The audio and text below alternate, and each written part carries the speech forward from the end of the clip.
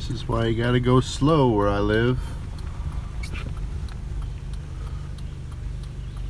These guys were crossing the road. Luckily I saw them in time. Bunch of little babies.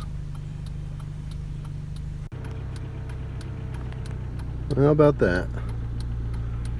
There they are. It's been like 2 weeks since I did the other video. I actually wasn't going to post it because it was so short, but here's an update. They're still doing fine. They're a little nervous. I'm sitting here, and a car's coming, so I gotta go. But it's nice seeing nature.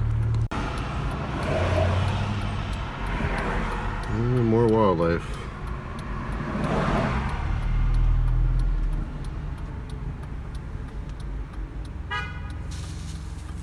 And of course, impatient people behind me.